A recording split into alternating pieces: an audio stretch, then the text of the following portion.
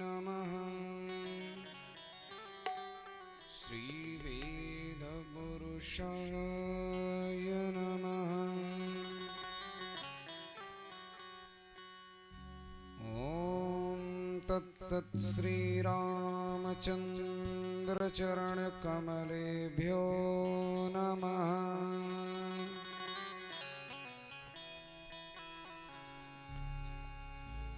वाक्यकारं वररुचिं भाष्यकारं पतञ्जलिं पाणिनीं सूत्रकारं च प्रणतोऽस्मि मुनित्रयम्। ध्येयं सदा परिभवग्नमभीष्टदोहम् तीर्थास्पदं शिवविरिञ्चिनुतं शरण्यं भृत्यार्तिहं प्रणतबालभवाब्धिपोतं वन्दे महापुरुषते चरणारविन्दम्।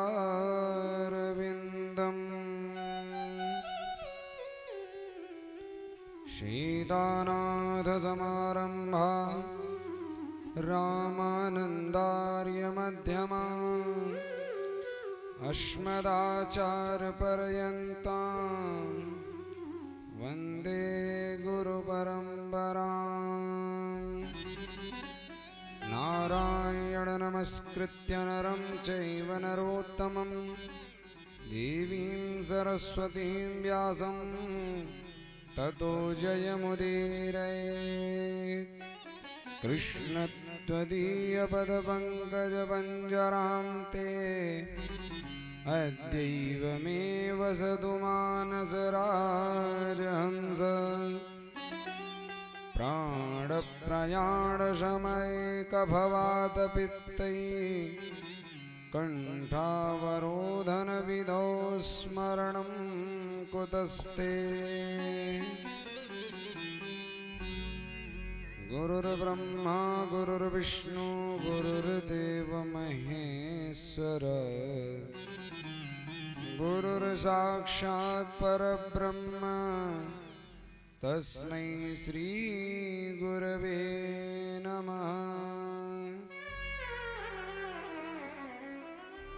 अच्युतगोत्रकुलवारिधपूर्णचन्द्रम्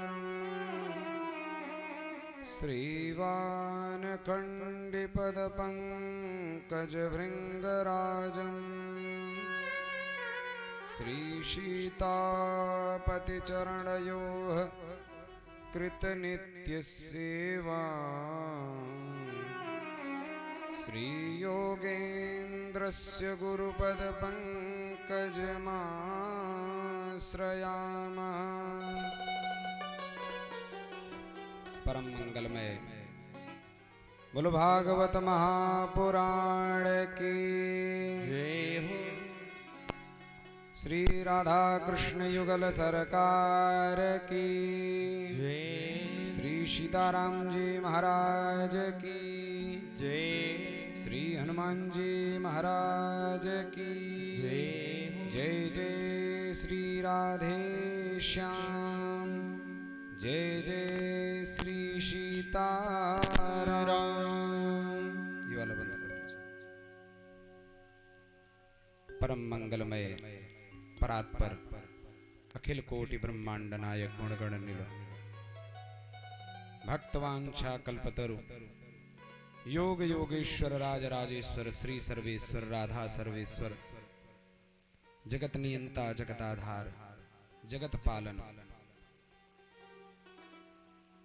करुणा निधान भगवान श्री राधा कृष्ण श्री बालकृष्ण लाल की वांग्मयी प्रतिमूर्ति श्रीमद्भागवत महापुराण साप्ताहिक ज्ञान यज्ञ का आज पंचम दिवस प्रथम बेला में पधारे समस्त भगवत वृंद, संत जन, महापुरुष जन, भक्तिमती माताएं एवं बहनें, बड़े ही सौभाग्य की बात है कि श्रीमद्भागवत महापुराण की कथा श्रवण करने का सुअवसर आप लोगों को प्राप्त हुआ है। पूरा जीवन कार्य करते ही बीत जाता है, परंतु भगवान की कथा श्रवण करने का लाभ तब मिलता है जब जन्म जन्मांतर के भाग्य उदय हो। भाग्योदयेन बहुजन्म समर्जितेन सत्संगमं च लभते पुरुषो यदा वै। सत्संग करने का सुअवसर प्राप्त हुआ है, सो उसका लाभ अवश्य लेना चाहिए। और इस सत्संग को सोशल मीडिया पर, यूट्यूब पर, फेसबुक पर प्रचारित प्रसारित करने वाले ऐसे हमारे पूर्णेंदु शुक्ला जी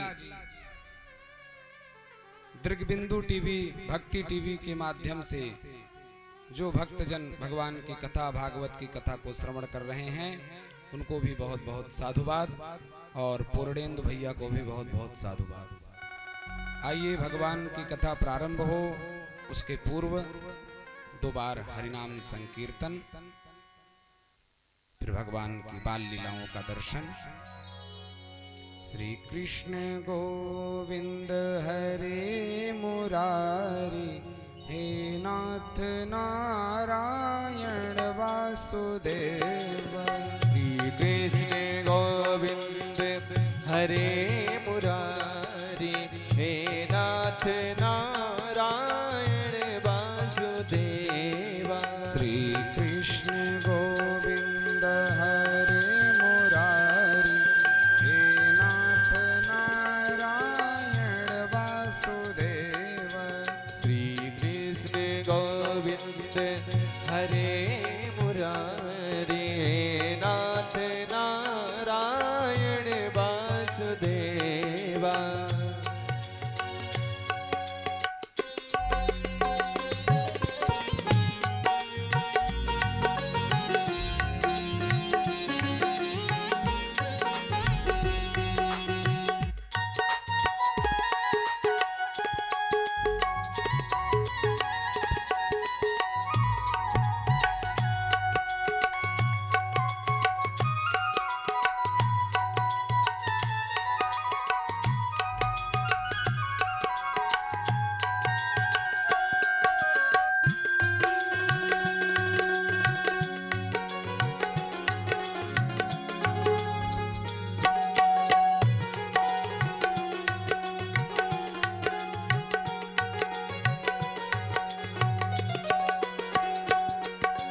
देहांत काले तुम सामने हो, देहांत काले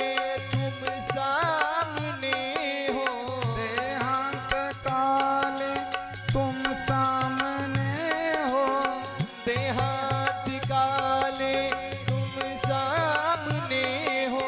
मुरली बजाते मन को लुभाते, मुरली बजाते मन को लुभाते। यही गीत गाते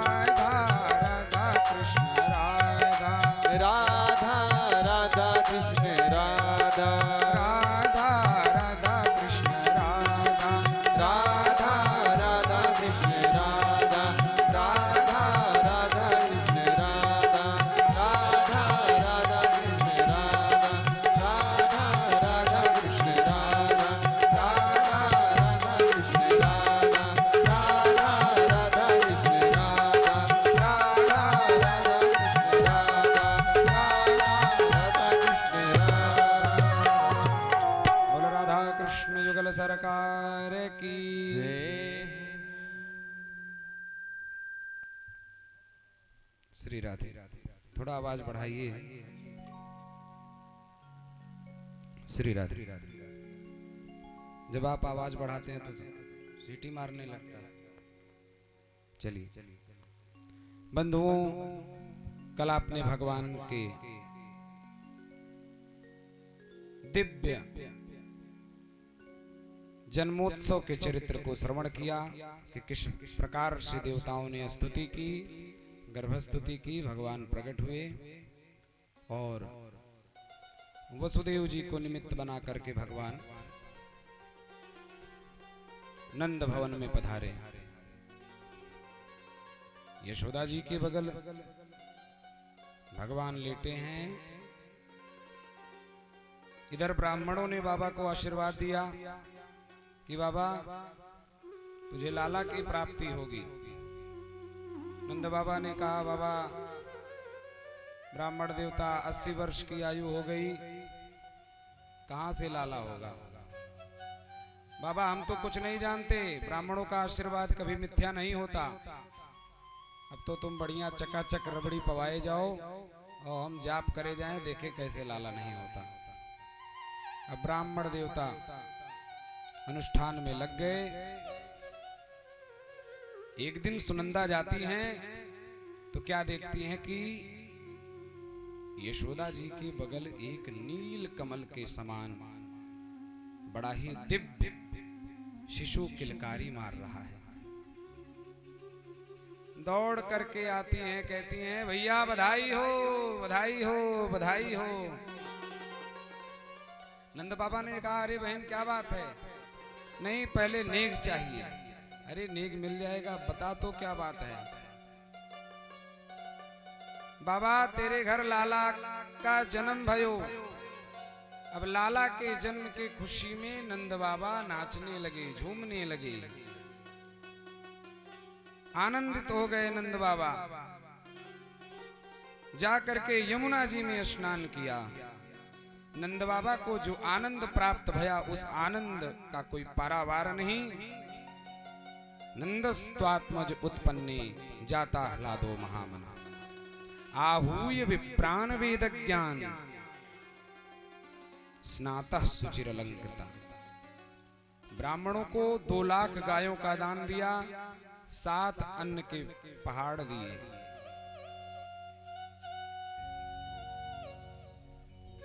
दिव्य दान नंद बाबा ने किया। स्नान करके निवृत्त हुए। जैसे ही सबने सुना, गोप ग्वालों ने सुना कि नंद भवन में लाला का जन्म हुआ, सो सब दौड़ पड़े नंद बाबा को बधाई देने के लिए।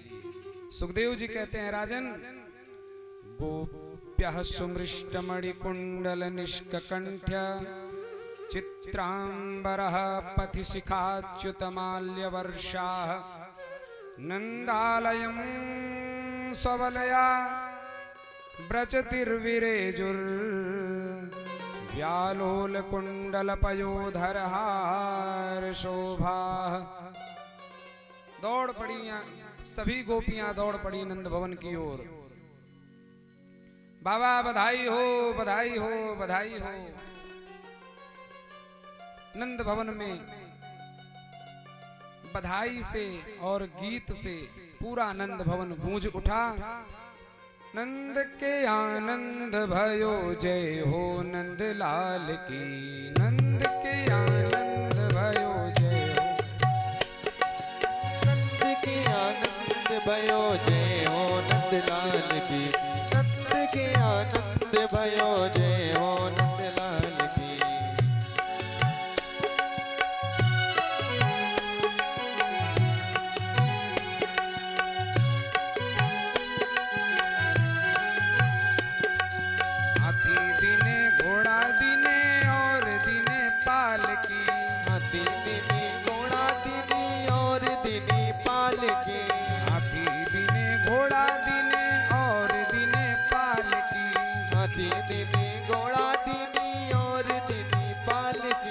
नंद के आनंद भयो जय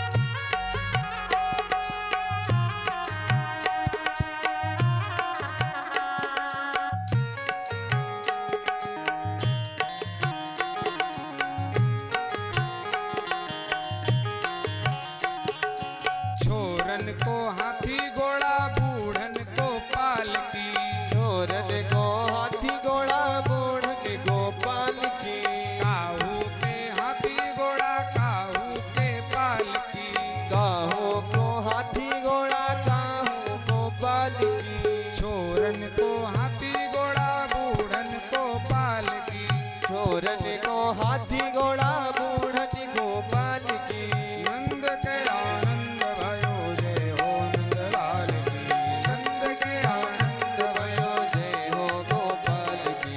जय हो गोपाल की जय हो नंदलाल की। जय हो गोपाल की जय हो नंदलाल की। जय यशोदा लाल की जय हो गोपाल की। जय यशोदा लाल की जय हो गोपाल की। नंद के आनंद भयो जय हो नंदलाल की। नंद के आनंद भयो जय हो गोपाल की। नंद के आनंद भयो जय हो गोपाल की।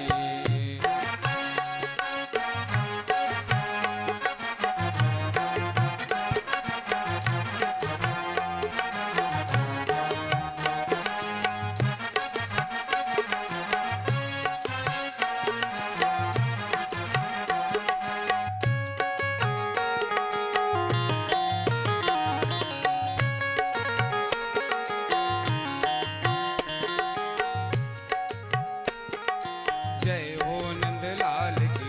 नंद के आनंद भयो जय हो नंदलाल की। नंद के आनंद भयो जय हो नंदलाल की। नंद के आनंद भयो जय हो नंदलाल की। जय हो नंदलाल की।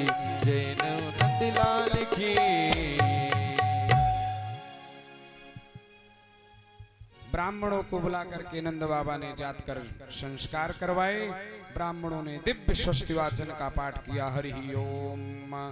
स्वस्ति न इंद्रो विधश्रवाः स्वस्ति नः पूषा विश्ववेदाः स्वस्ति नस्तारक्षो अरिष्टनेमिः स्वस्ति नो बृहस्पतिर्दधातु प्रेखादशवा मारुताः वृष्णिमातरः शुभं जावानो विदधे गोजगमायाः अग्निर्जिह्वा मानवः शूरचक्षासो ऋषभेनो देवा अवसागमान्यः। स्वस्ति वाचन का पाठ करवाया। नंद बाबा पूजन करने के लिए बैठे, परंतु उनका ध्यान पूजन में लगता ही नहीं। ब्राह्मणों ने कहा बाबा अच्छत चढ़ाओ, तो बाबा चंदन चढ़ा देते हैं। ब्राह्मणों ने कहा बाबा चंदन चढ़ाओ, तो बाबा फूल चढ़ा देते हैं। अरे बाबा क्या करते हो, जो कहता हूं वही चढ़ाओ ना। बाबा ने कहा क्या बताऊं, जब तक लाला का मुख ना देख लूं तब तक मेरा ध्यान पूजा में नहीं लगेगा। ब्राह्मणों ने कहा अच्छा ठीक है, जाओ लाला का मुख देखिए। लाला का मुख देखे नंद बाबा और खूब दान दिया, खूब दान दिया। इतने दान दिए कि जो पाया उसने रखा नहीं। पूरे नंद भवन में, पूरे गोकुल में सोने चांदी के बर्तन, हीरे जवाहरात सब बिखरे पड़े हैं महाराज। क्यों? क्योंकि एक चांदी का बर्तन लेकर के जा रहा था, सोने वाले बर्तन के पास एक सोने का बर्तन लेकर के आ रहा था। उसने कहा भैया अरे सोने का बर्तन तुम ले आ रहे हो, ये तो 2 नंबर गेट पर बट रहा है, तुम व्यर्थ में 1 नंबर गेट पर चले गए चांदी का बर्तन लेने। वो चांदी का बर्तन वहीं फेंक के सोने का लेने चला गया। सोने का बर्तन जिसने लिया था उसने मड़ियों को लिए हुए एक पुरुष को देखा, गोपी को देखा। भैया मड़ियों को लिए हो, कहां पाए? ये तो अमुक गेट पर बट रहा है। उसने मड़ियों को छोड़ करके भागा। महाराज एक गोप नाचता हुआ, कूदता हुआ आनंद में आ रहा था। हाथ में न सोंदा है, न चांदी है, न मड़ी है, न हीरे हैं, न पन्ना, कुछ भी नहीं है। गोपों ने कहा भाई तू क्यों हंस रहा है, तुझे तो कुछ नहीं मिला। उसने कहा कि मैं लाला का दर्शन करके आ रहा हूं, अमुक गेट पर लाला का दर्शन हो रहा है। सोना चांदी हीरा पन्ना पुखराज सब ने फेंक करके जहां पर लाला का दर्शन हो रहा था वहां की ओर भागे। लाला का दर्शन करने के लिए साक्षात भगवान शिव पधारे हैं जोगी का वेश बना करके। कि नगर में जोगी आया, यशोदा के घर आया, जिसे कोई समझ न पाया, सबसे बड़ा है तेरा नाम, तेरा नाम भोलेनाथ, भोलेनाथ, भोलेनाथ, भोलेनाथ, भोलेनाथ, भोलेनाथ। नगर में जोगी आया, यशोदा के घर आया, जिसे कोई समझ न पाया, सबसे बड़ा है तेरा नाम, तेरा भोलेनाथ, भोलेनाथ, भोलेनाथ, भोलेनाथ, भोलेनाथ, भोलेनाथ, भोलेनाथ, भोलेनाथ, भोलेनाथ। भोलेनाथ, भोलेनाथ, भोलेनाथ। नगर में जोगी आया, नगर में जोगी आया, यशोदा के घर आया, यशोदा के घर आया, जिसे कोई समझ न पाया, जिसे कोई समझ न पाया, सबसे बड़ा है तेरा नाम, तेरा नाम भोलेनाथ, भोलेनाथ, भोलेनाथ, भोलेनाथ, भोलेनाथ, भोलेनाथ, भोलेनाथ, भोलेनाथ, भोलेनाथ। भोलेनाथ, भोलेनाथ, भोलेनाथ। इस प्रकार से उत्सव मनाया गया। बड़ा ही दिव्य उत्सव नंद भवन में मनाया गया। अब नंद बाबा ने गोप ग्वालों से कहा कि गोप ग्वाल, लाला का जन्म हो गया, उत्सव मनाया गया, और इन सब बातों में एक बात का तो ध्यान ही नहीं रहा। क्या? कंस को जो कर दिया जाता है उस कर का तो ध्यान ही नहीं रहा।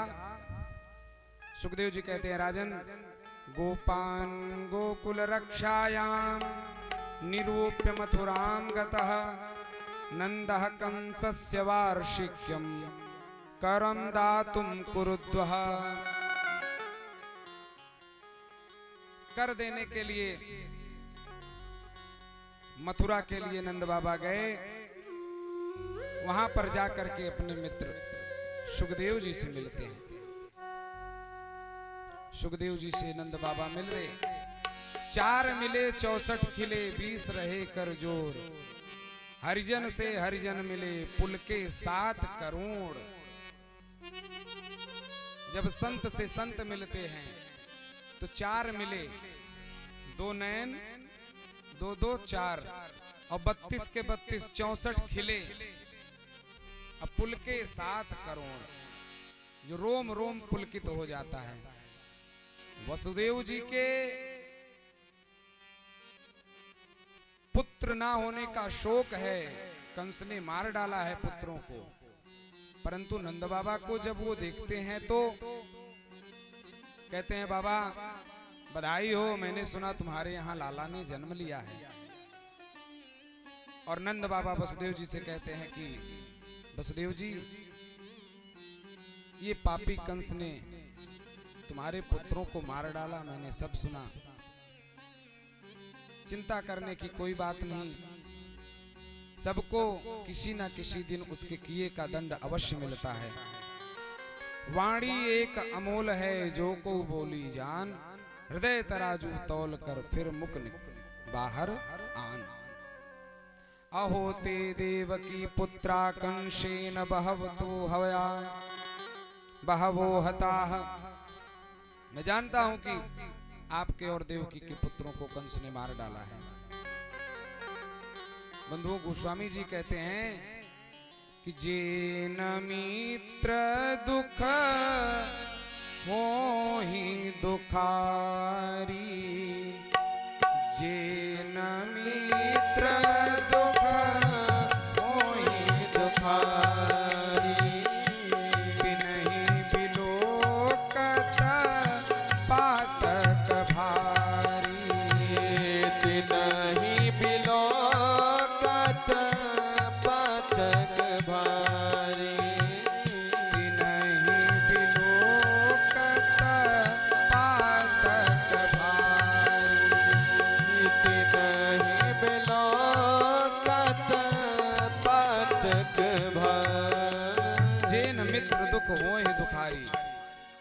वसुदेव जी के मन में नंद जी के पुत्र के होने का आनंद है, और नंद जी के मन में हृदय में वसुदेव जी के जो पुत्र दिवंगत हो गए हैं उनका शोक है।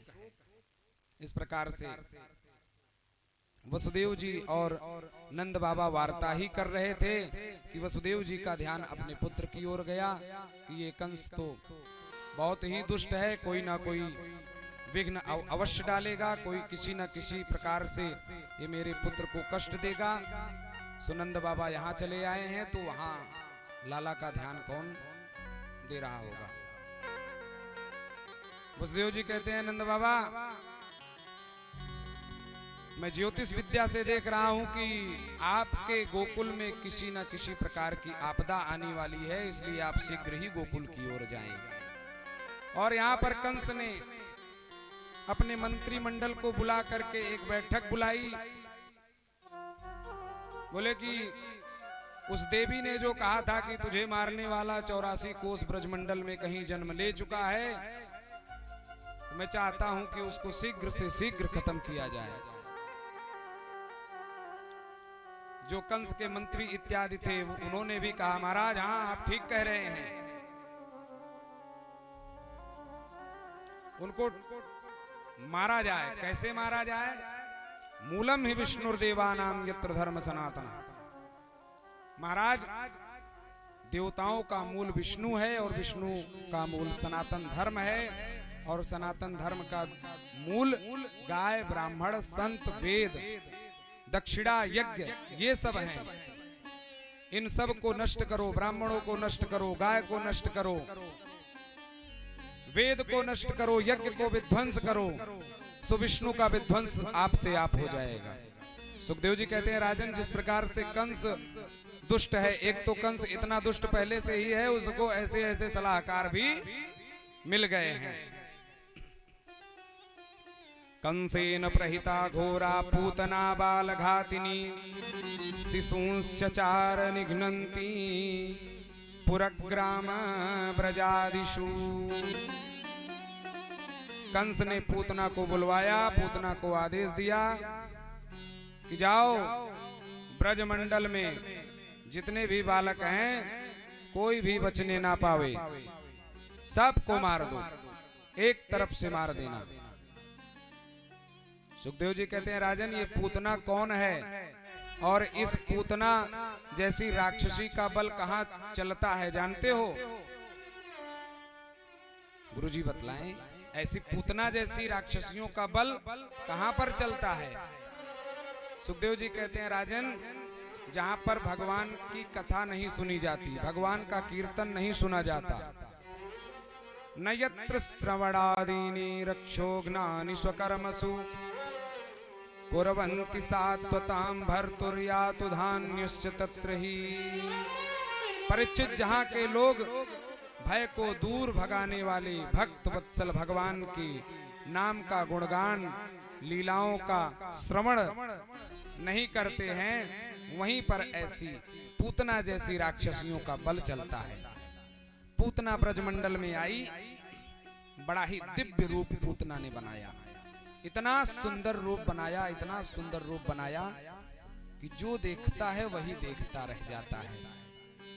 पूतना ने बड़ा दिव्य श्रृंगार किया, ताम केश बंध, केसों को बांधा है, बेला इत्यादि का फूल गूथा है उसमें, और जब चलती है तो पुष्प जो गुच्छे हुए हैं वह पुष्प गिर जाते हैं, गोप ग्वाल देख करके मोहित हो जाते हैं।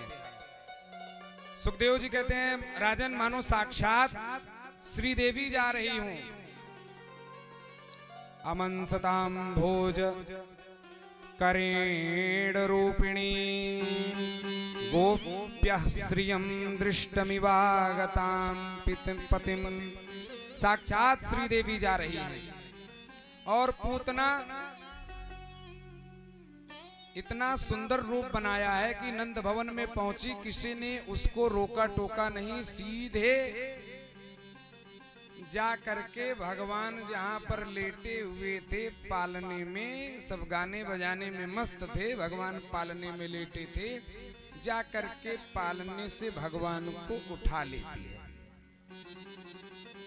जैसे कोई आग का गोला उठा ले, वैसे पूतना ने भगवान को उठा लिया। राजन, जैसे कोई रस्सी समझ के भयंकर विषधर सर्प को उठा ले, वैसे पूतना भगवान के पास पहुंच करके भगवान को उठा लेती है। पूतना साक्षात किस प्रकार से है? जैसे मखमली मियान में भयंकर तीक्ष्ण तलवार होती है, उसी प्रकार से बाहर तो मखमली स्वरूप, सुंदर स्वरूप बनाई है, परंतु अंदर से तीखी तलवार के समान है। अपने स्तनों में विष लगाई है, अंतिम इच्छा लेकर के आई है क्या? भगवान को मारने की। भगवान को पूतना ने उठाया, भगवान ने अपने नेत्र बंद कर लिए। भगवान ने अपने नेत्र क्यों बंद कर लिए? आहा, भगवान ने अपने नेत्र इसलिए बंद कर लिए कि भगवान ये कहना चाहते हैं कि मुझे देखने के लिए कपट को त्यागना होगा।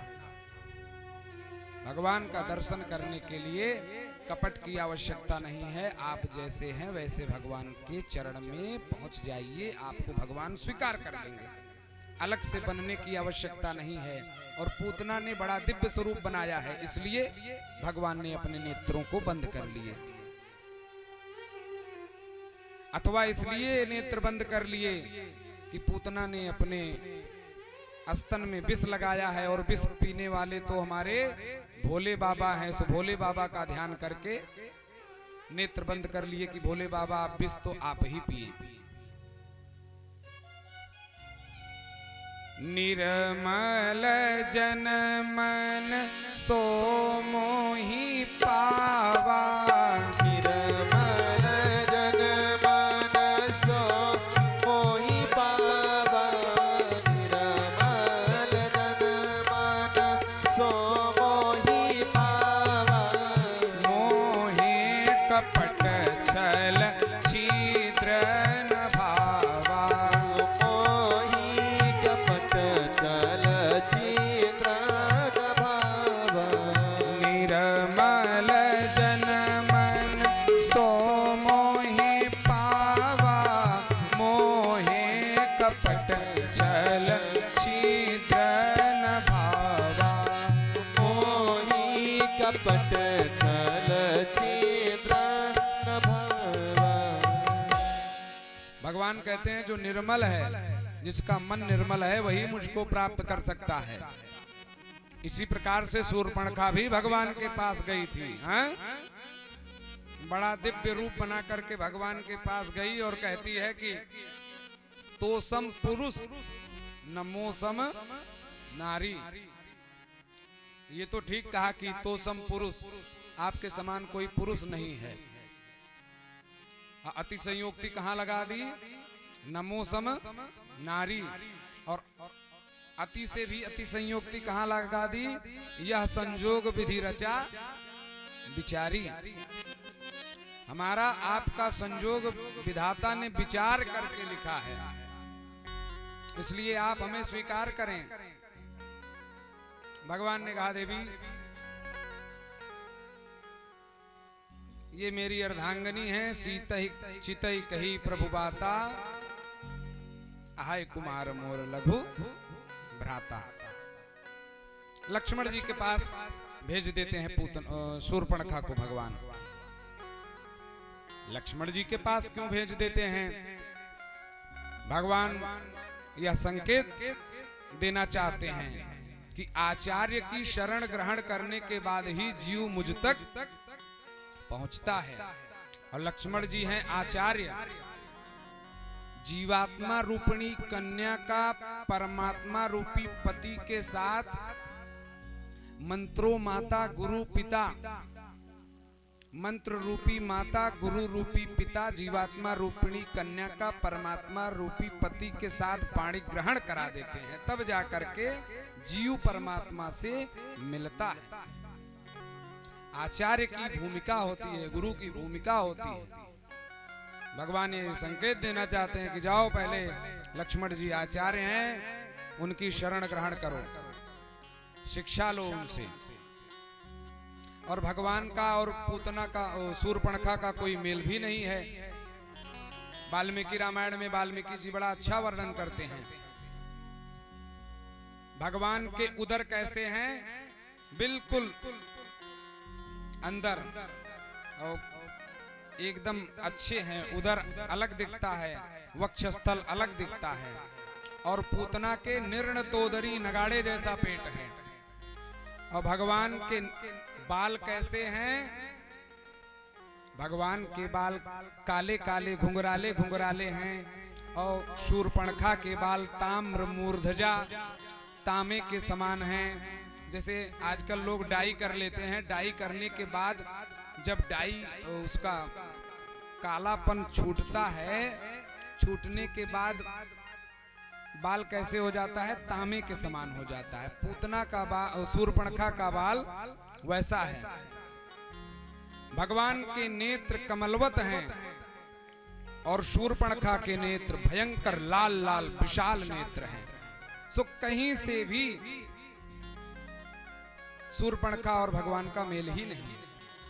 भगवान कंदमूल फल खाने वाले और शूर्पणखा रुधिर और मांस को खाने वाले। मांस को खाती है, खून को पीती है। सो भगवान ने कहा कि आहाय कुमार मोर लघु भ्राता, जाकर के उनसे आचार्य से शिक्षा लो। लक्ष्मण जी ने कहा कि प्रभु समर्थ कौशलपुर राजा, जो कछ करो तुम ही सब छाजा।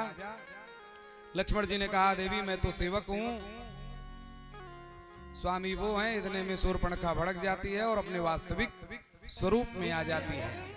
और जब वास्तविक स्वरूप में आ जाती है, सीता जी को मारने के लिए उद्यत हो जाती है, तो भगवान के इशारे पर लक्ष्मण जी ने नाक कान काट दिया। नाक है प्रतिष्ठा का स्वरूप, कान है श्रुति का स्वरूप।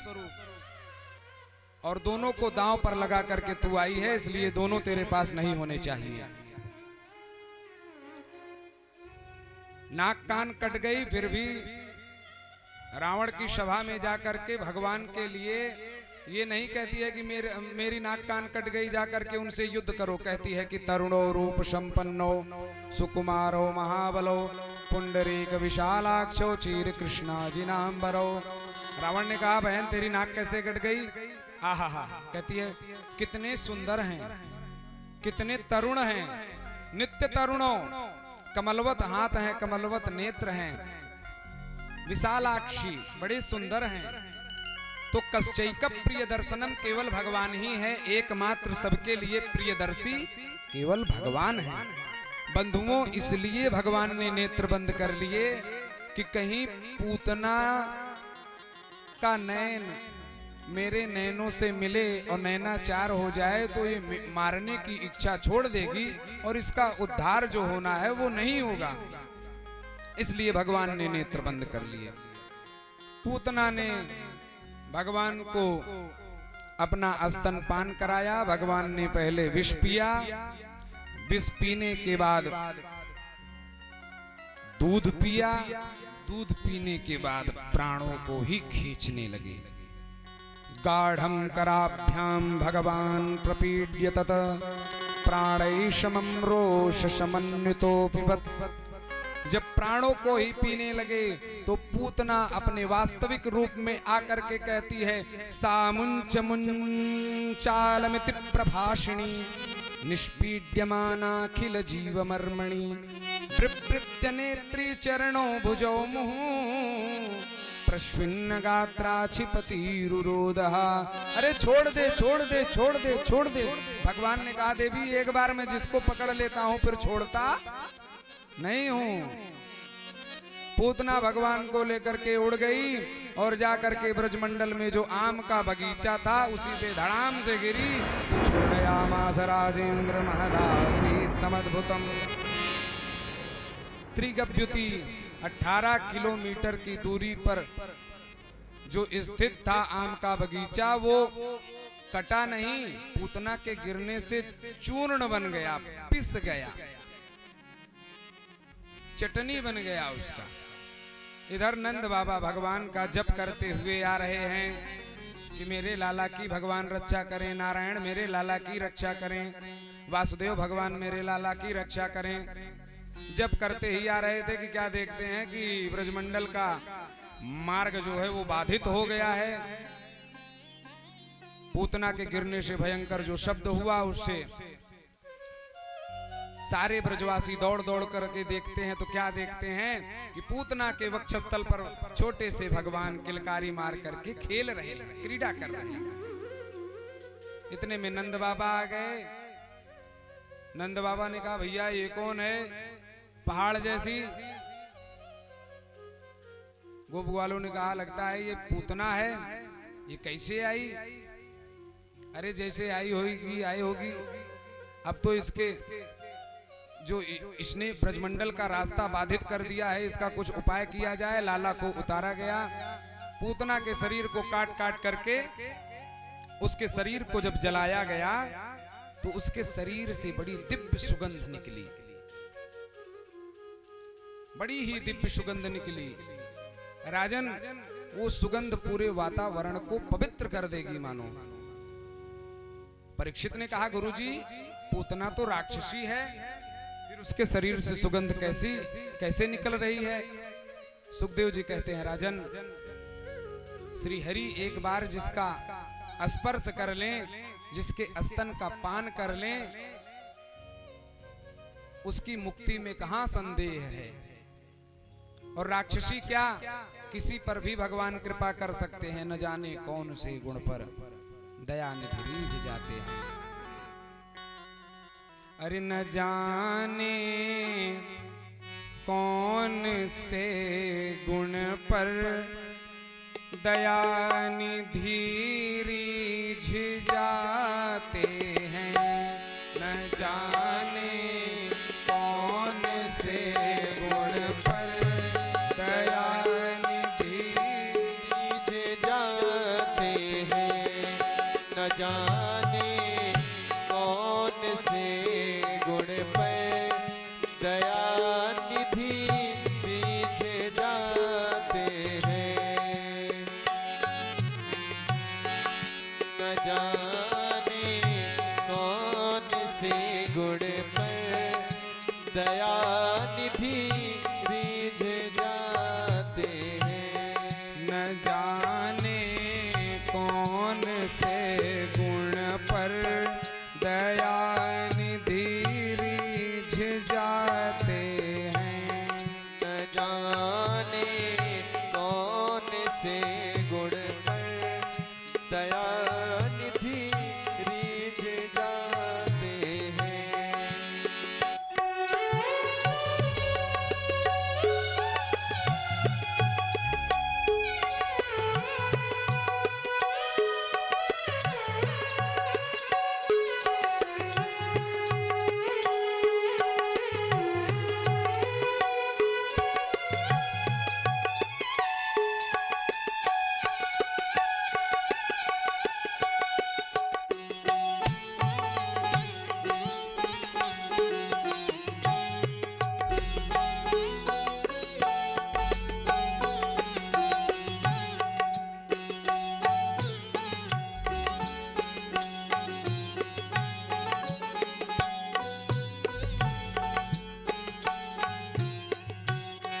नहीं स्वीकार करते हैं निमंत्रण नृप सुयोधन का, नहीं स्वीकार करते हैं निमंत्रण नृप सुयोधन का, विदुर के घर पहुँच कर भोग छिल के का लगाते हैं, विदुर के घर पहुँच कर वो भोग छिल के का लगाते हैं, न जाने कौन से गुण पर कृपा निधि रीझ जाते हैं, न जाने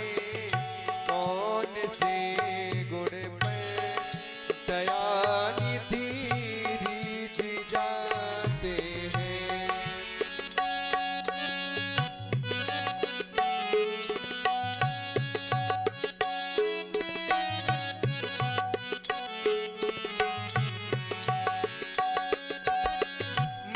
मधुपुरी से गोपियों की दुख व्यथा सुनकर न आए।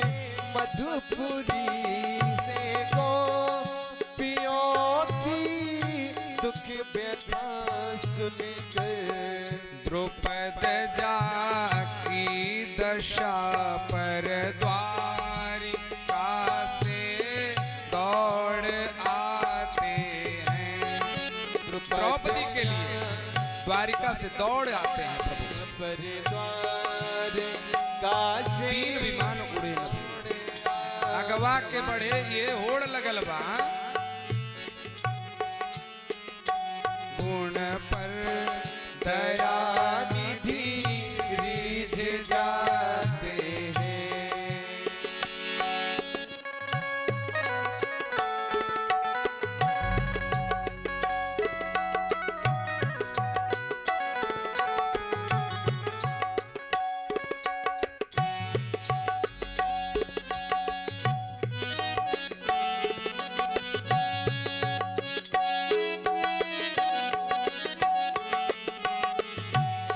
न रोए वन गमन में श्री पिता की वेदनाओं पर। न रोए वन गमन में श्री पिता की वेदनाओं पर। उठा कर गीत को निज गोद में आंसू बहाते हैं। उठा कर गीत को निज गोद में आंसू बहाते हैं। न जाने कौन से गुण पर दया निधि रिझ जाते हैं।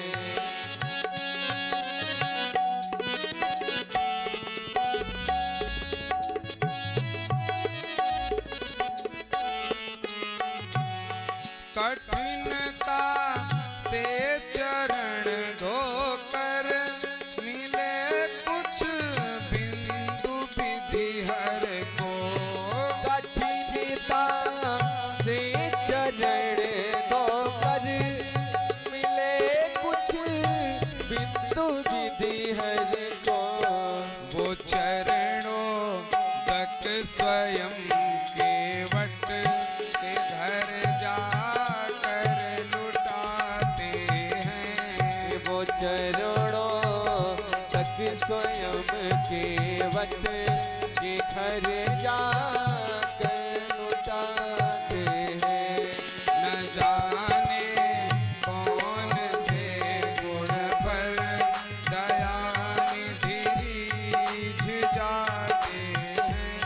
न जाने कौन से गुण पर दया निधि रिझ जाते हैं। न जाने कौन से गुण पर दया निधि रिझ जाते हैं। न जाने कौन से गुण पर दया निधि रोज जाते हैं। पता नहीं कौन से गुण पर भगवान रीझ जाएं। जन अवगुण प्रभु मान न को दीन बंधु अति मृदुल स्वभाव। जन अवगुण प्रभु मान न काऊ दीन बंधु अति मृदुल स्वभाव। जब पूतना की चपेट से लाला को उतारा गया तो यशोदा मैया गाय के पूंछ से भगवान को झाड़ने लगी भगवान के ही नामों से। इंद्रियाणि ऋषिकेश प्राणा नारायणोवतु। ऋषिकेश भगवान मेरे लाला की रक्षा करें। भगवान नारायण मेरे लाला की रक्षा करें। इस प्रकार से भगवान ने पूतना का उद्धार किया। कंस ने जब सुना कि पूतना मर गई तो अब शक्टासुर को भेजा। एक दिन की बात है, भगवान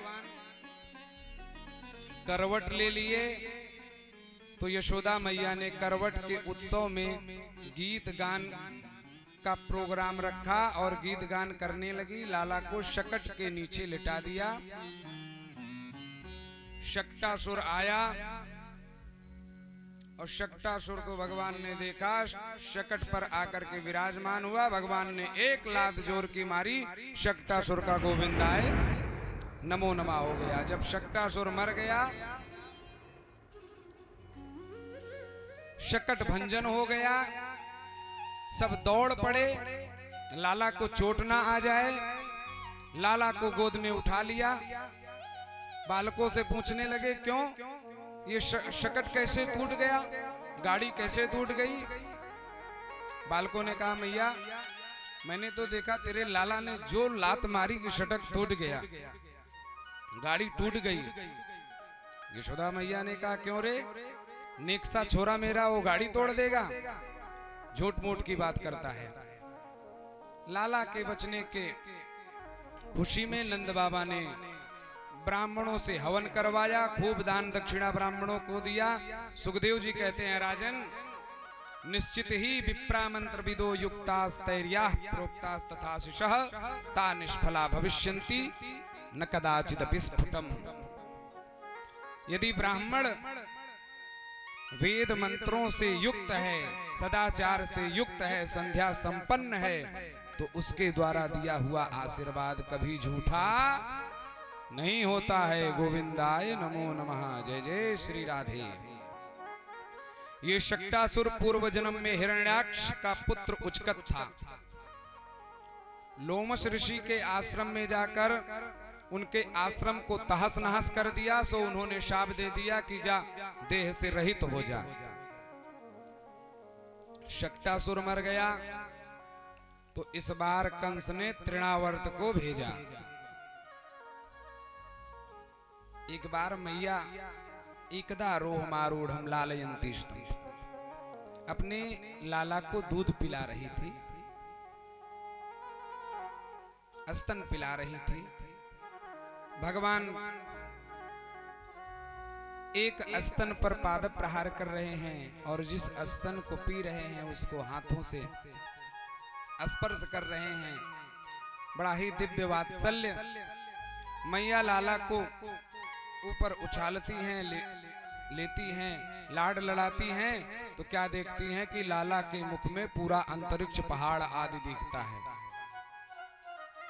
जब पहाड़ आदि देखती हैं तो भयभीत होकर के बेहोश हो जाती है और उसके बाद पुनः जागृत होती हैं तो फिर भगवान खेलने लगते हैं।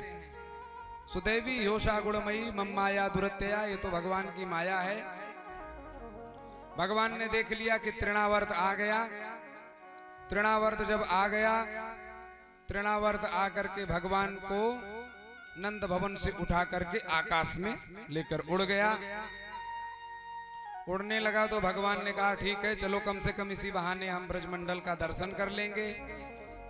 कहाँ कहाँ हमको माखन चुराना है, ये नंदा को घर, ये सुनंदा को घर, ये सुभद्रा को घर। इस प्रकार से भगवान भी ब्रजमंडल का आनंद ले रहे हैं और जब ब्रजमंडल का आनंद ले चुके होते हैं तो अपने शरीर के वजन को भगवान ने बढ़ाया और वजन को इतना बढ़ाया कि तृणावर्त वजन थाम ना सका। तृणावर्त ने सोचा कि मैं नंद भवन से नंद का छोरा लेकर के उड़ा हूं कि कोई काला काला पत्थर ही लेकर के उड़ा हूं। देखूं तो देखते हैं तो छोरा ही है। भगवान ने कहा, मूर्ख, मेरे भक्त मुझे पत्थर में देखते हैं और तू मुझ में पत्थर देखता है। इतना कह करके भगवान तृणावर्त को एक शिला पर ला करके पटक देते हैं। जैसे धोबी घाट पर कपड़ा धोते हुए आप लोगों ने देखा है कि नहीं? जो धोबी होता है वो कपड़ा लेता है और तड़ाक से पटकता है, वैसे ही भगवान ने पटका।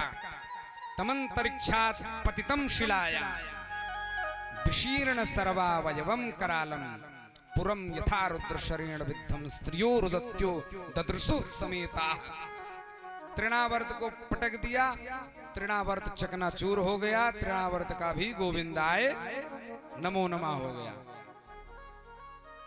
यशोदा मैया दौड़ती हैं लाला को लेने के लिए, लाला को गोद में लेकर के रोने लगती हैं, कहती हैं पता नहीं कौन कौन सी अलाय बलाय आ जाती है।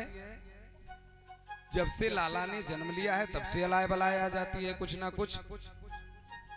राजन या तृणावर्त पूर्व जन्म में पांडु देश में सहस्राक्ष नामक राजा था, नर्मदा तट पर रानियों के साथ विहार कर रहा था। सुदुर्वासा जी आए, उन्हें प्रणाम नहीं किया तो उन्होंने राक्षस होने का श्राप दे दिया।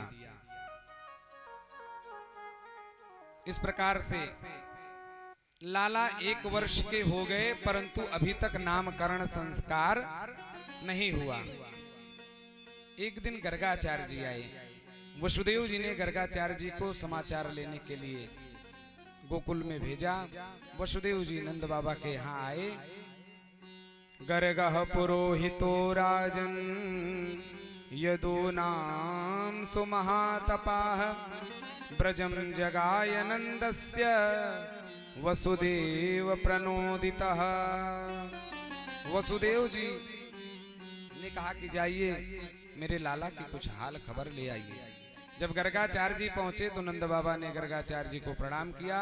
बोले गुरुजी प्रणाम, आप संजोग से आ ही गए हैं तो मेरे लाला का नामकरण संस्कार भी कर दीजिए। गर्गाचार्य जी ने कहा नंद बाबा नामकरण संस्कार करने में तो कोई बात नहीं, आप तो जानते ही हैं मैं यदुवंशियों का पुरोहित हूँ। यदि आपके यहाँ नामकरण संस्कार कराता हूँ तो कंस को कहीं पता लग जाएगा तो आपके लिए खतरा हो जाएगा। कंस बहुत दुष्ट है, आपके लाला के लिए भी खतरा हो जाएगा। गुरुजी ब्राह्मण पूरे संसार का गुरु है, चाहे जिसका पुरोहित हो। बालयोरनयो नृणां जन्मना ब्राह्मणो गुरु। ब्राह्मण जन्म से ही सबका गुरु होता है, इसलिए आप हमारे लाला का नामकरण संस्कार कर दें। कंस को क्या आसपास किसी को भी भनक तक नहीं लगेगी, चुपचाप गौशाले में नामकरण संस्कार हो जाएगा।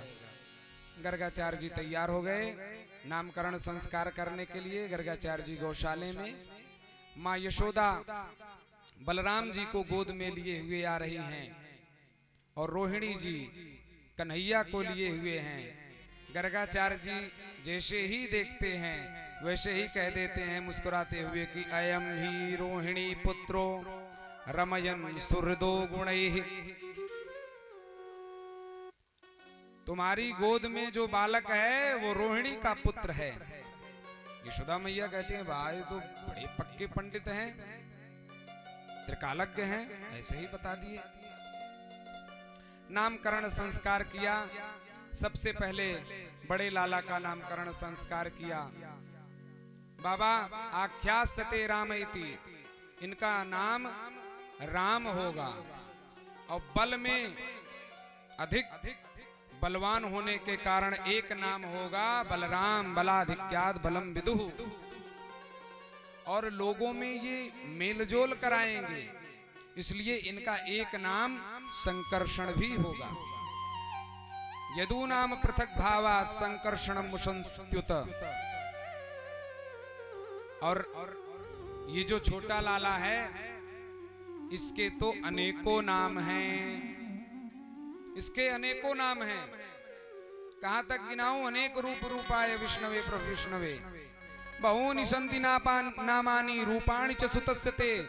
ये तेरा लाला कभी गोरा होता है, कभी काला होता है, कभी सांवला होता है, कभी नीला होता है, कभी पीला होता है।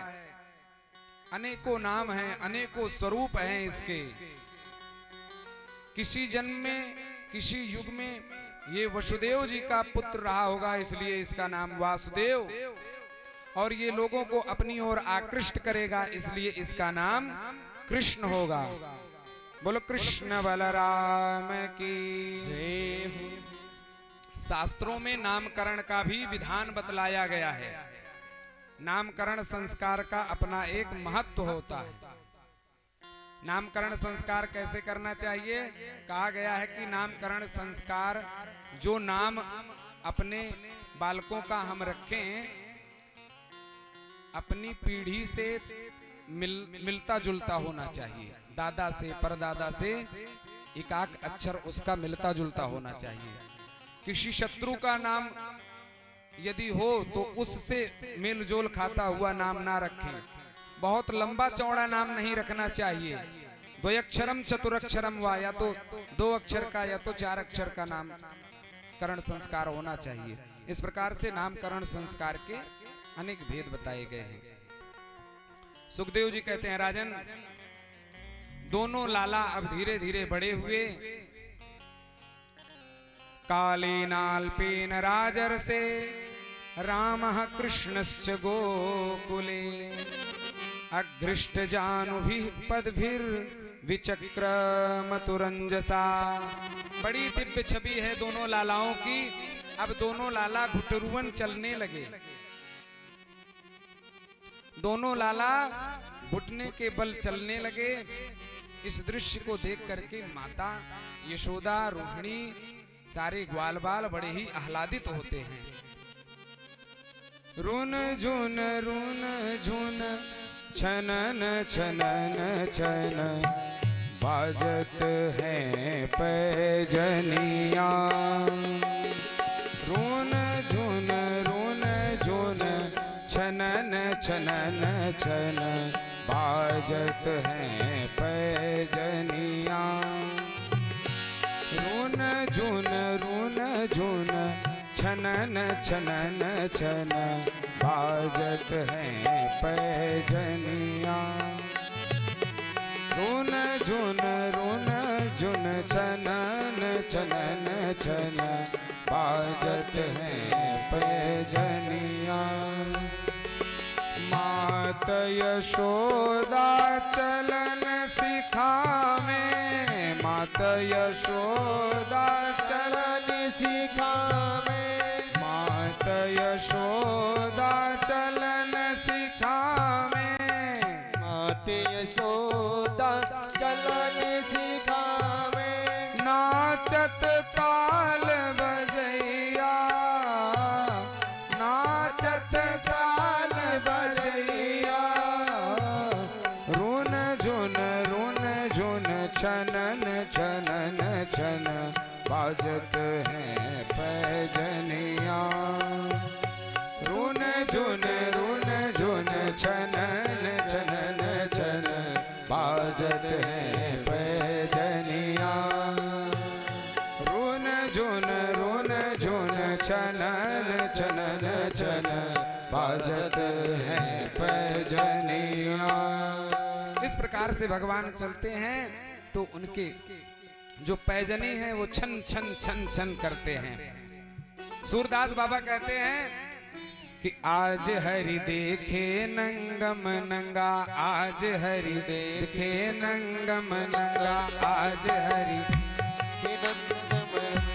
आज हरि देखे नंगम नंगा, आज हरि देखे नंगम नंगा, आज हरि देखे नंगम नंगा, आज हरि देखे नंगम नंगा, आज हरि देखे नंगम नंगा, आज हरि देखे नंगम नंगा, आज हरि देखे नंगम नंगा, आज हरि देखे नंगम नंगा, आज हरि देखे नंगम नंगा।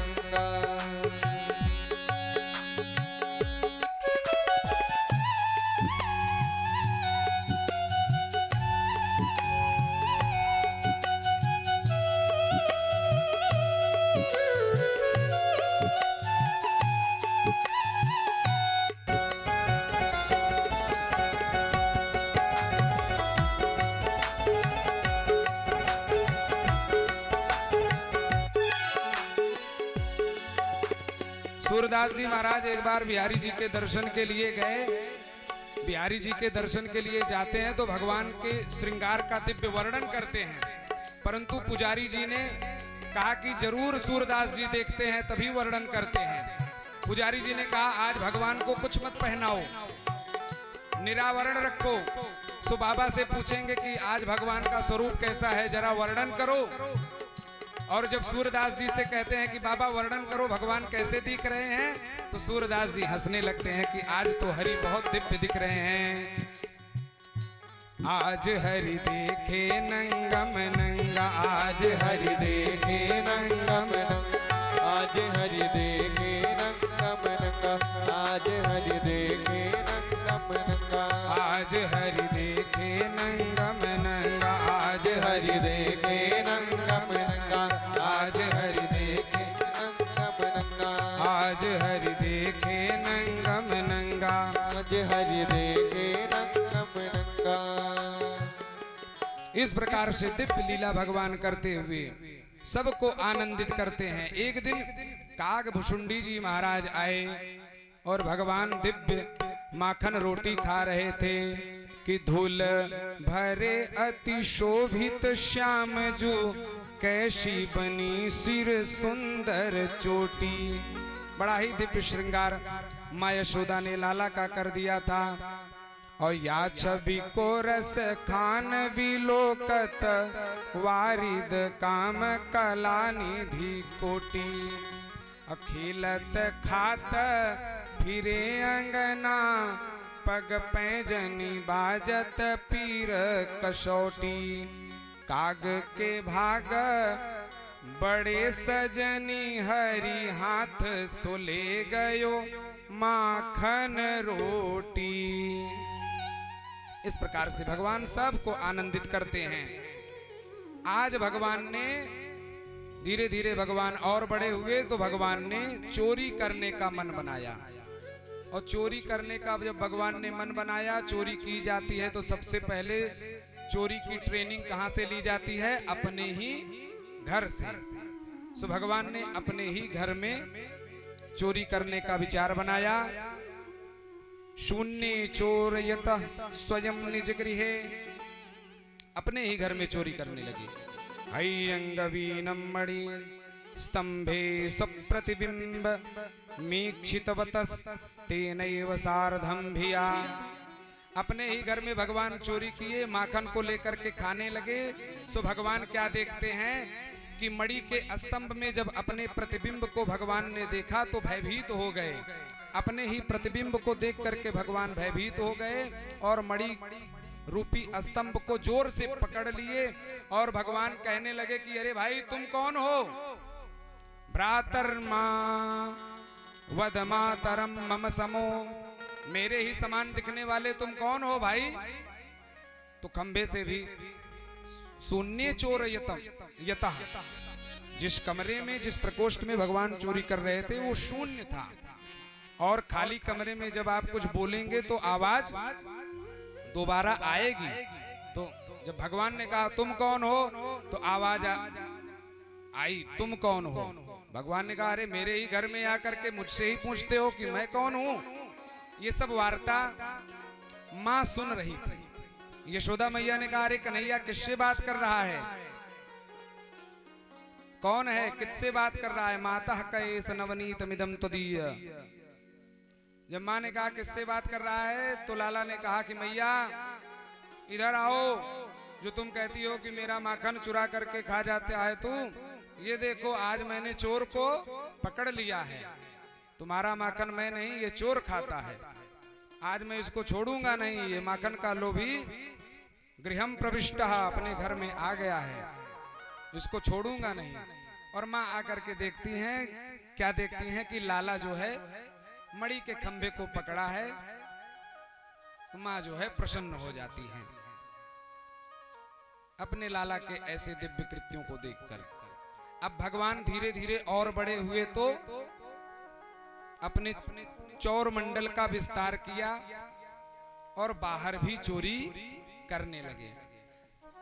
एक गोपी ने भगवान को प्रसन्न करने के लिए छीके में दूध अवटा करके, केसर डाल करके, मिश्री डाल करके बढ़िया सुंदर खौलाया हुआ। खौलाने के बाद इतना खौला दिया था उसको कि दूध जो है आधा हो गया था। बढ़िया गाढ़ा गाढ़ा दूध छीके में लटका दिया,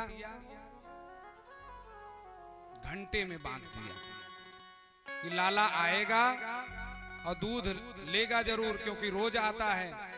और आज घंटे में बांध दिया है मैंने, और जब लाला आएगा दूध लेगा, घंटा बजेगा, तो उसको मैं पकड़ूंगी। पकड़ना क्यों चाहती हैं? पकड़ना चाहती हैं उनसे लाड लड़ाने के लिए, प्रेम करने के लिए। भगवान अपने बाल सखाओं के साथ गोपी के घर में आए। घंटे में दूध बना हुआ है, पीठे पीठ निषण्णः, जैसे पीढ़े के ऊपर पीढ़ा, पीढ़े के ऊपर पीढ़ा रखा जाता है, वैसे ही भगवान एक के ऊपर एक ग्वाल, एक के ऊपर एक ग्वाल, और सबसे ऊपर भगवान पहुंच करके जैसे ही दूध के मटके को फोड़ना चाहते हैं, इतने में नीचे से एक ग्वाल ने कहा, अरे कन्हैया उतरा उतरा उतरा। उतरा नहीं तो अभी मार पड़ेगी। भगवान ने कहा क्यों? अरे देखता नहीं घंटे में दूध लटका हुआ है, अभी तू दूध को छेड़ेगा, घंटा बजेगा तो मार पड़ेगी, इसलिए उतरा, नीचे उतरा। भगवान ने कहा चिंता मत करो, मैं घंटे से बात करता हूं। भगवान ने घंटे से कहा क्यों भाई, तुम कौन हो? घंटे ने कहा सरकार, मैं तो आपका सेवक हूं, दास हूं, और मैं आप स्वामी हैं, तो स्वामी का क्या धर्म होता है और सेवक का क्या धर्म होता है? महाराज, सेवक का धर्म होता है स्वामी की आज्ञा का अनुसरण करना, पालन करना। तो मैं तुमको आज्ञा देता हूं कि मैं तुमको कितना भी हिलाऊं डुलाऊं, पर बजना नहीं। अब आप लोग सोचेंगे कि घंटे से भगवान कैसे बात कर रहे हैं, घंटा कैसे बोल रहा है? तो भगवान के पूजा पाठ में जितने भी उपकरण हैं, जितनी भी सामग्री है, वो जड़ नहीं है, वो चेतन है। अयोध्या जाएंगे आप, अयोध्या तो यहाँ से नजदीक है, आप तो अवधवासी हैं। अयोध्या वृंदावन जब जाएंगे तो मंदिर में पुजारी होता है, भंडारी होता है, कोठारी होता है, जिस प्रकार से, वैसे ही जो भगवान के बर्तन को साफ करता है उसको पारखदिया कहा जाता है, और भगवान के जो बर्तन होते हैं उनको पार्षद कहा जाता है। जो बर्तन मांजने की सेवा करता है भगवान की, उसको पारखदिया कहते हैं, बर्तन नहीं कहते हैं। भगवान के मंदिर में जो स्थित पूजा पाठ का प्रत्येक सामान है वह सब चैतन्य है। भगवान ने मटका फोड़ा, दूध झरने लगा, झरझरित दूध को भगवान अजुली से पीने लगे, गोप ग्वाल भी दूध का आनंद लेने लगे, दिव्य दूध का आनंद लेने लगे। कभी दूध भगवान के मुख में जाता तो कभी कंधे पर गिरता, कभी सर पे गिरता। घंटे ने जो भगवान से वादा किया था वो भूल गया। घंटे ने सोचा कि जब श्रीनाथ जी में, बांके बिहारी में भगवान का अभिषेक होता है तो मैं बड़ी बेग से बजाया जाता हूं, आज तो पूरा दमखम लगा करके बजूंगा, चाहे जो हो जाएगा। अब पूरे बेग से घंटा बजने लगा, और जब घंटा बजने लगा तो गोपी आ गई, गोपी आ गई। बंधुओं, अग्रदास स्वामी जी कहते हैं, आज हरि भैरव पाए हो नीके, आज हरि पाए हो नीके, आज हरि पाए हो नीके, आज हरि पाए हो नीके, आज हरि पाए हो नीके, आज हरि पाए हो नीके, आज हरि पाए हो नीके। चोर चोर दधी माखन खा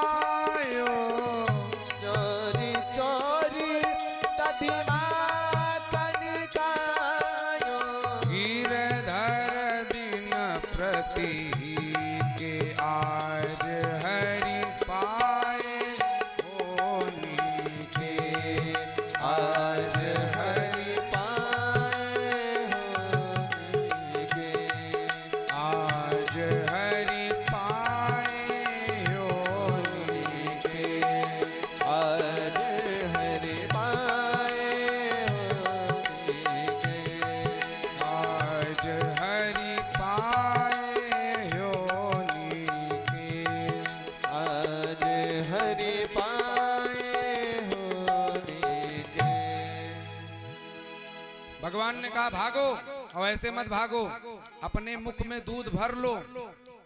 क्यों? क्योंकि गोपी जो है द्वार पर, गेट पर ऐसे हाथ करके खड़ी है, सो भागने के लिए अपने मुख में दूध भर लो। रोके ओ भवन द्वार ब्रज सुंदरी, ये ठाणे पय पी के। गोपी द्वार में खड़ी है, रोक रही है, परंतु भगवान मुख में दूध भरे हुए हैं और भारी गंडूष छींट देने ननी, धाय चले कय की के। जो दूध मुख में लिए होते हैं वो गोपी के आंखों में फू कर देते हैं, और जैसे करेंगे गुरु वैसे करेंगे चेला। और जब भगवान ने फू कर दिया तो जितने ग्वाल बाल थे सब ने गोपी के आंखों में फू फू कर करके दूध का छींटा मार के भाग खड़े हुए। गांव में करते थे ना बच्चे, पंजीरी ले लेते थे सत्यनारायण बाबा की, अब फूफा जी के पास आ जाते थे मुख में पंजीरी लेकर के। फूफा जी, इतने में तो फूफा जी के पूरे मस्तक पर पंजीरी ही पंजीरी। वैसे ही भगवान ने भी ये सब जितनी बालकों की नटखट लीलाएं हैं, इसके सबके प्रणेता भगवान कृष्ण ही हैं। गोपी ने कहा फू करके तो चले गए, परंतु जो दिव्य छवि मेरे नेत्रों में बस गई, उस छवि का मैं क्या करूं। आहा, फूतकार करके तो चले गए, परंतु जो छवि मेरे नेत्रों में बस गई, उस छवि का क्या करूं। माखन चोरी की लीला क्या है बंधुओं? ये लीला कोई साधारण लीला नहीं है। माखन बनता कैसे है, माखन बनने की प्रतिक्रिया क्या है। ज्ञान रूपी दूध को विरह रूपी अग्नि में तपाया जाता है। ज्ञान रूपी दूध को, ज्ञान क्या है? गीता आदि उपनिषद आदि का दिव्य उपदेश ही ज्ञान है। उसको विरह रूपी अग्नि में तपाया जाता है। ये विरह रूपी अग्नि क्या है? महापुरुषों के विरही पद ही विरह रूपी अग्नि है।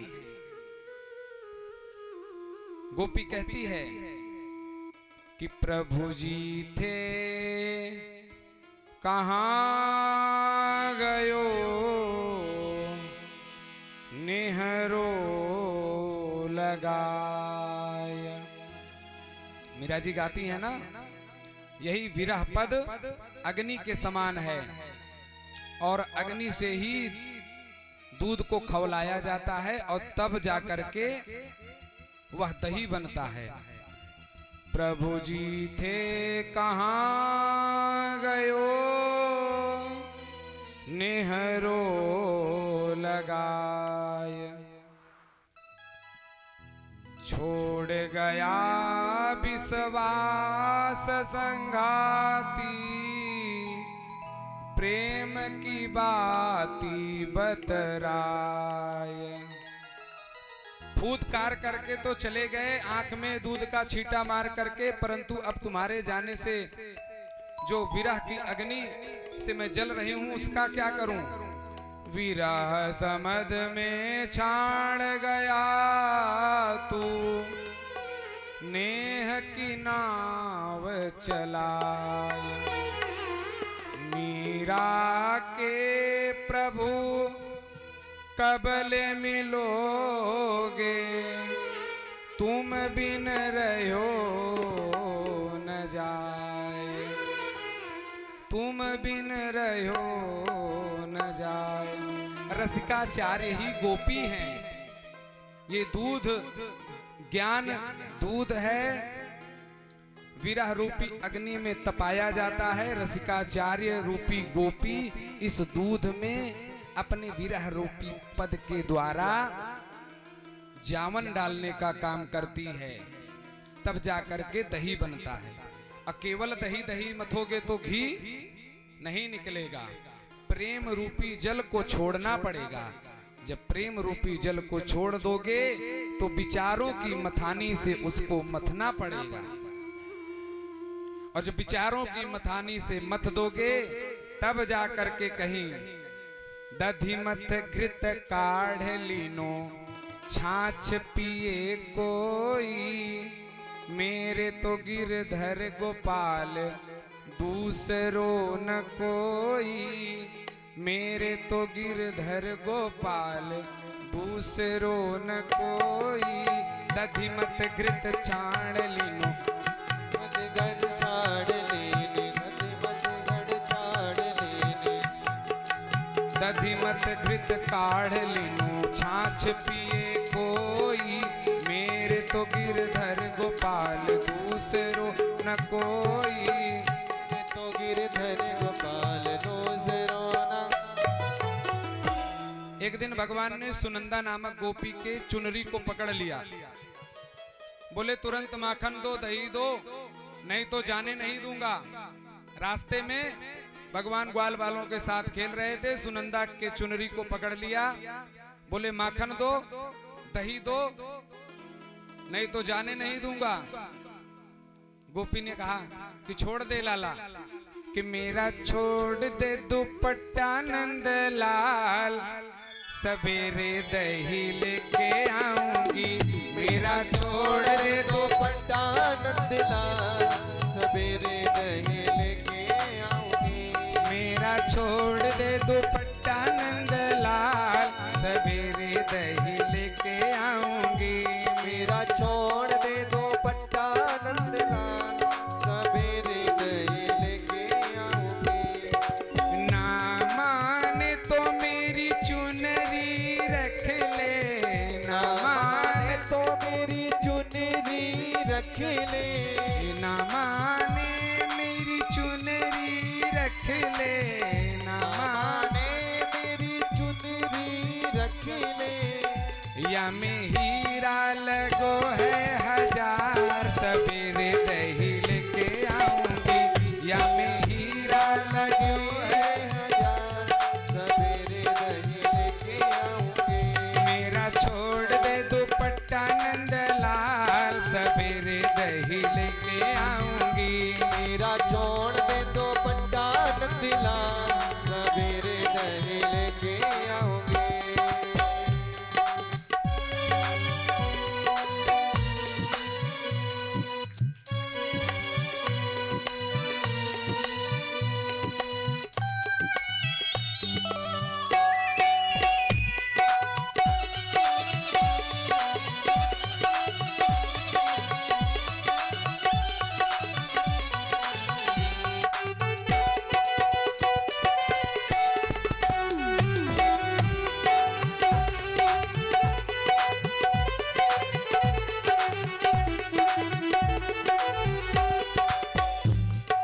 ना माने तो मेरी कंगना रख ले, ना माने तो मेरी कंगना रख ले, ना माने मेरी कंगना रख ले, ना माने मेरी कंगना रख ले।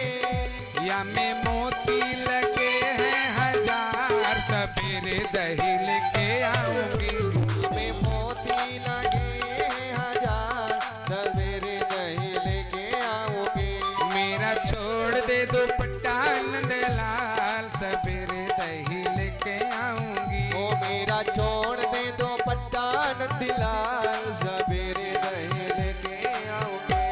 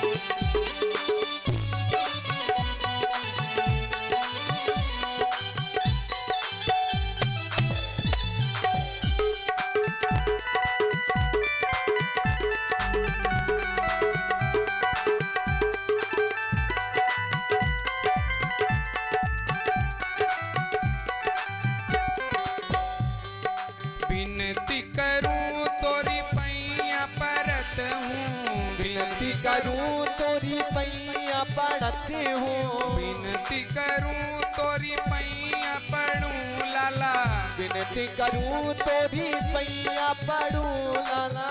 कान्हा अंग मंग तन बलिहार सवेरे दही लेके आऊंगी, कान्हा अंग मन तन बलिहार सवेरे दही लेके आऊंगी, मेरा छोड़ दे दुपट्टा नंदलाल सवेरे दही लेके आऊंगी, मेरा छोड़ दे दो पट्टान दिलाल सवेरे दही लेके आऊंगी।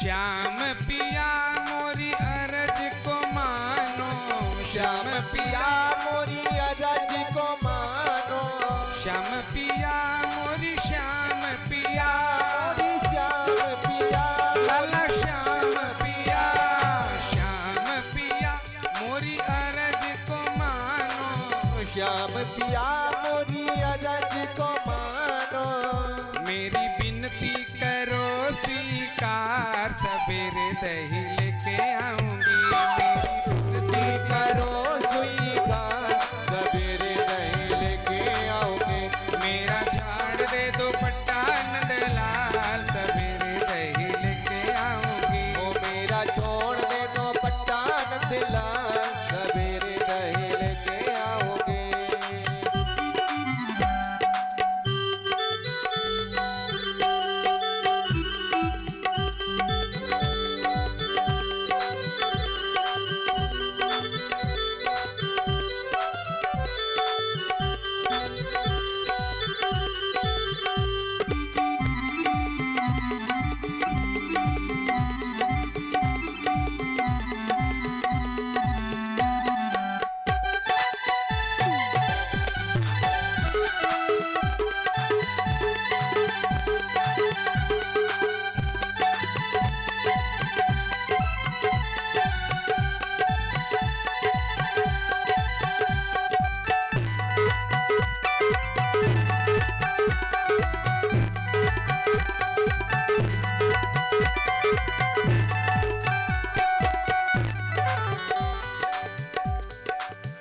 मेरा छोड़ दे दुपट्टा नंदलाल सवेरे दही लेके आऊंगी, मेरा छोड़ दे दुपट्टा नंदलाल सवेरे दही लेके आओगे, मेरा छोड़ दे दुपट्टा नंदलाल सवेरे दही लेके आओगे, मेरा छोड़ दे दो पट्टान दिलाल सवेरे दही लेके आओगे, मेरा छोड़ दे दो पट्टान दिलाल सवेरे दही लेके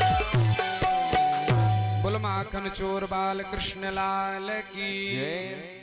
सुखदेव जी कहते हैं राजन ये गोपियां कोई साधारण नहीं है, बड़ी बड़ी अमलात्मा विमलात्मा महात्मा भगवान के रस को प्राप्त करने के लिए गोपी बन करके आते हैं, साक्षात महाविद्या गोपी बन करके आई हैं। थोड़ा आवाज बढ़ा दो भैया, काहे परेशान कर रहे हो।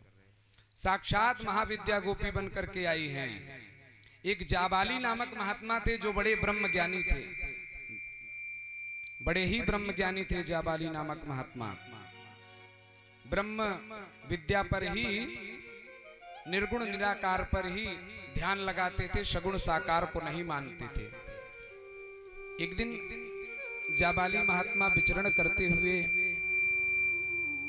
एक पर्वत से गुजर रहे थे कि क्या देखते हैं कि एक युवती जो बहुत तेजस्विनी है, साक्षात देवी स्वरूपा है, बड़ी कठोर तपस्या कर रही है। इनके मन में हुआ कि जाकर के इस देवी से पूछे कि आप कौन हैं। जाकर के देवी से कहा, देवी जी आप कौन हैं। उस देवी ने कहा कि ब्रह्म विद्याहमतुला योगींद्रैर्या च मृग्यते, मैं साक्षात ब्रह्म विद्या हूं, बड़े बड़े योगी मुझे ढूंढते फिरते हैं, परंतु अभी तक मैं अपने आप को शून्य मान रही हूं। क्यों? साहम कृष्ण पदाम भोज, अभी तक कृष्ण के चरणों का रज नहीं प्राप्त हुआ। आहा, साहम कृष्ण पदाम भोज काम्यया सुचिरम तपः, कृष्ण के चरणों की सन्निधि को प्राप्त करने के लिए मैं तपस्या कर रही हूं। तो ब्रह्म विद्या भी गोपी बनी है महाराज। जाबाली नामक महात्मा ने कहा देवी मुझे भी दीक्षा दे दो, मैं भी सगुण साकार ब्रह्म की उपासना करूंगा। वो जाबाली नामक महात्मा सगुण साकार ब्रह्म की उपासना करके चित्रगंधा नामक गोपी हुए। ऐसे ऐसे बड़े महात्मा गोपी बन करके आए हैं। धन्य है वृंदावन धाम, जहां पर बड़े बड़े महात्मा गोपी बन करके आए हैं। उग्र तपा नाम के ऋषि सुनंदा नामक गोप की पुत्री के रूप में सुनंदा हुए। सत्य तपा नामक ऋषि सुभद्र की कन्या के रूप में सुभद्रा हुए। राजन, एक दिन की बात है, भगवान खेल रहे थे और खेल खेल में भगवान ने मिट्टी खा ली। एकदा क्रीडमानास्ते रामाद्या गोपदारकाः कृष्णो मृदं भक्षितवान् इति मात्रे नवेदयन्। खेल ही खेल में भगवान ने मिट्टी खा ली तो बलराम जी और अन्य सखा जाकर के यशोदा मैया से शिकायत कर देते हैं कि मैया तेरे लाला ने मिट्टी खाई। जब माँ ने देखा कि लाला ने मिट्टी खाई, माँ के पास आती हैं, कहती हैं क्यों रे तूने मिट्टी खाई? कस्मान मृद मदांतात्मन भवान भक्षितवान रहा, तूने मिट्टी खाई? तो भगवान कहते हैं नहीं मैया, मैंने मिट्टी नहीं खाई। यदि विश्वास ना हो तो मेरे मुख में आप खुद देख लीजिए। बड़े तोतली वाणी में भगवान कहते हैं कि नाहम भक्षितवानंब सर्वे मिथ्याभिशंसिनः। तो तूने मिट्टी नहीं खाई, सारे गोप ग्वाल झूठ बोल रहे हैं। कन्हैया ने कहा हाँ माँ, सब झूठ बोल रहे हैं। तो क्या तेरा बड़ा भाई बलराम भी झूठ बोल रहा है? हाँ मैया, वो भी झूठ बोल रहे हैं। ना हम भक्षितवानंब, मैंने मिट्टी नहीं खाई, सब झूठ बोल रहे हैं। यदि आपको विश्वास ना हो तो पश्चिमे मुखम, मेरे मुख में खुद ही देख लो। और जब मैया लाला के मुख में झांक करके देखती हैं तो क्या देखती हैं? दिखरावा मात ही निज अद्भुत रूप अखंड। भगवान के मुख में ही ब्रह्मांड दिखता है। मां ब्रह्मांड को देख करके भयभीत हो जाती हैं, गिर जाती हैं। और जब मां को भयभीत देखा तो भगवान ने अपनी माया को पुनः खींच लिया। सुखदेव जी कहते हैं राजन, नंद बाबा ने ऐसी कौन सी तपस्या की थी, यशोदा मैया ने ऐसी कौन सी तपस्या की थी जो भगवान को अपने पुत्र के रूप में पाल पोस रहे हैं। नंदा किम करोत ब्रह्मन श्रेय एवं महोदयम, ऐसा कौन सा कार्य इन्होंने किया था? तब सुखदेव जी कहते हैं राजन, द्रोणो वसूनाम प्रवरो धरया सहभार्यया। ये नंद बाबा पूर्व जन्म में द्रोण नामक वसु थे और यशोदा मैया साक्षात धरा थी। समय भी हो चला है। द्रोण और वसु की कथा आप लोग संक्षेप में श्रवण कर लीजिए कि ये द्रोण और वसु कौन हैं। गृहस्थियों की बड़ी सेवा करते थे, जो भी इनके यहाँ आ जाए। एक बार भगवान इनके यहाँ आए और इनके यहाँ खाने को कुछ नहीं था। जैसे तैसे भगवान को इन्होंने प्रसन्न किया। भगवान ने कहा वर मांगो। सो इन्होंने कहा आप देखने में बड़े सुंदर लग रहे हैं, मैं चाहती हूं कि आप मेरे पुत्र बन करके आए, मेरी गोद में खेलें। भगवान ने कहा तथास्तु। इस प्रकार से ये द्रोण और वसु थे पूर्व जन्म में। राजन, एक दिन की बात है, मैया अपने लाला को खिलाने के लिए दधी मथ रही थी और भगवान का चिंतन मन ही मन में कर रही थी। उनकी बाल लीलाओं का चिंतन कर रही थी कि लाला कैसे माखन चुराता है, कैसे नटखटपन करता है, कैसी शरारतें करता है। ऐसे भगवान के ध्यान को कर रही थी। निर्ममंथ स्वयं दधी, हजारों दास दासियां हैं, फिर भी यशोदा जी लाला के लिए स्वयं दधी मथती हैं, स्वयं दधी मतती हैं अपने लाला के लिए। दधी मत ही रही थी कि इतने में भगवान आकर के माँ को पकड़ लेते हैं। जब भगवान आकर के माँ को पकड़ लेते हैं तो माँ भी दधी मथना छोड़ करके भगवान को स्तनपान कराने लगती हैं। भगवान ने कहा, मैया तुझे दूध प्यारा है कि पूत? मैया ने कहा, इसमें क्या बात है बेटा, मुझे तो दूध से ज्यादा पूत प्यारा है।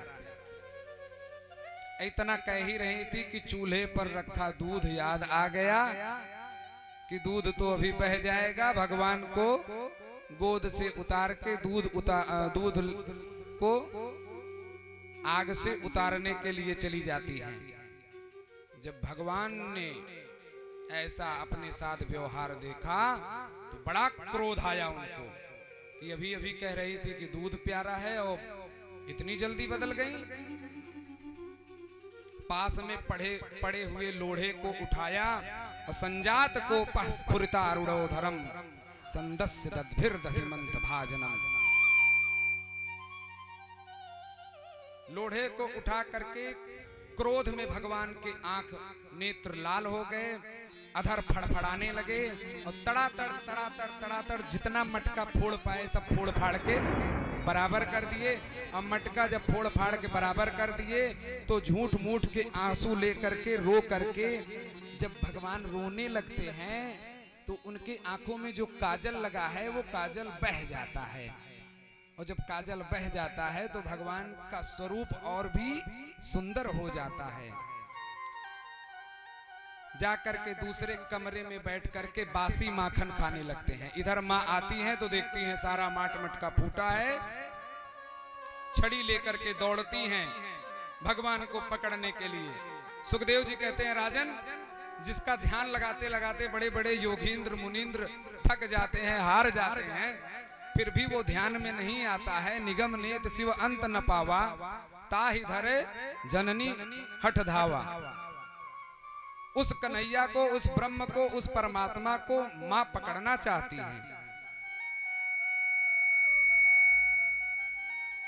श्री राधे।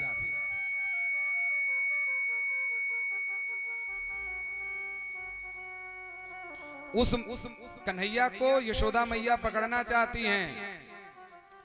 जब मां को थका देखा भगवान ने तो रुक गए। मां ने इनको पकड़ के उखल में बांध दिया। बहुत शरारत करता है तू। उखल में बांधना चाहती हैं परंतु 2 अंगुल रस्सी छोटी पड़ जाती है। 2 अंगुल रस्सी छोटी क्यों पड़ जाती है? भगवान ये संकेत देना चाहते हैं कि 2 वृक्षों का उद्धार करना है, इसीलिए 2 अंगुल रस्सी छोटी पड़ जाती है। परंतु मां ने बहुत प्रयास किया तो भगवान बध जाते हैं। और भगवान बध गए और मां अंदर चली गई। और जब मां अंदर चली गई तो भगवान यमलार्जुन वृक्ष का उद्धार करने के लिए उस वृक्ष की ओर बढ़े। अशोक के 2 वृक्ष थे। अशोक के वृक्ष टूट गए, गिर गए। उसमें से 2 दीप्यमान दैवीय पुरुष प्रकट हुए और भगवान की स्तुति करने लगे। सुखदेव जी ने कहा, राजन, ये जो 2 दैवीय पुरुष थे ये दोनों यक्षराज कुबेर के पुत्र थे। पुरा नारद शापेन वृक्षताम प्रापितो मदात। वृक्षराज यक्षराज के पुत्र थे, नलकूबर और मणिग्रीव। नारद जी जा रहे थे, दोनों मदिरा पी करके मस्त हो करके मतवाले हो करके अप्सराओं के साथ क्रीड़ा कर रहे थे। वारुणीम मदिराम पित्वा मदा घोरडित लोचनो, इतनी मदिरा इन्होंने चढ़ा रखी थी, इतनी शराब पी रखी थी कि इनके नेत्र लाल लाल हो गए थे। मदा घोरडित लोचनो, स्त्रियों के साथ रमण कर रहे थे। अप्सराओं ने नारद जी को देखा सो वस्त्र झटपट बदल लिए, परंतु ये नारद जी का मजाक उड़ाने लगे। और जब नारद जी का मजाक उड़ाने लगे तो नारद जी ने इन्हें श्राप दे दिया। नारद जी कहते हैं, मूर्ख, लज्जा नहीं आती, निर्वस्त्र होकर के स्नान करता है? तेरी गलती नहीं है। एक तो तू पहले से ही धनवान के यहाँ तूने जन्म लिया है, और दूसरे में रुद्र गणों का पार्षद है, और जो धन के मद में अंधा हो जाता है, मतवाला हो जाता है, उसके आंख में दरिद्रता रूपी काजल, दरिद्रता रूपी ज्योति का होना बहुत अनिवार्य है। असतः श्रीमदांधस्य दारिद्र्य परमंजनम आत्मौ पम्येन भूतानि दरिद्रः परमाश्रते। एक तो तुम लोग यादिमो लोकपालस्य, कुबेर के पुत्र हो, इसीलिए ऐसी दृढ़ता दिखला रहे हो। जाओ, शाप देता हूं, जाकर के वृक्ष हो जाओ। चरण पकड़ लिए तो नारद जी ने कहा कि एक दिन भगवान तुम्हारा कल्याण करेंगे। वही यक्षराज के पुत्र भगवान की दिव्य स्तुति कर रहे हैं कि प्रभु हम आपको प्रणाम करते हैं, मुनि ने बड़ा अच्छा किया जो हमें शाप दे दिया। वाणी गुणानुकथरे कथने श्रवणौ कथायाम हस्तौ च कर्म सुमनस्तव पादयोर्नः। हे प्रभु, ये वाणी सदा सर्वदा आपका गुणगान करती रहे, ये कान सदा सर्वदा आपकी कथा को श्रवण करते रहे, ये हाथ सदा सर्वदा आपके भक्तों की आपकी सेवा करते रहे। इस प्रकार से भगवान की बड़ी दिव्य स्तुति किए और स्तुति करके चले गए। परीक्षित, वृक्ष के गिरने का जो शब्द सुनाई दिया, नंद बाबा यशोदा दौड़ करके अपने पुत्र को लेते हैं। नंद बाबा ने कह दिया कि भैया अब ये गोकुल रहने के योग्य नहीं, क्योंकि जब से कन्हैया ने जन्म लिया है तब से कोई ना कोई आपदा विपदा आन पड़ती है, इसलिए अब यहाँ से चलना ही होगा। कहाँ चलेंगे बाबा? मेरे ध्यान में तो एक ही ऐसा स्थान है जहां चल करके रहा जाए, बड़ा ही दिव्य स्थान, वृंदावन। वृंदाया राधिकाया सेवित वनम वृंदावनम, वृंदाया तुलस्याह वनम वृंदावनम। जहां तुलसी का वन है, उपवन है, वो वृंदावन है, और वही स्थान रहने के योग्य है। चलो वृंदावन धाम में मनवाणी और कर्म से चलते हैं।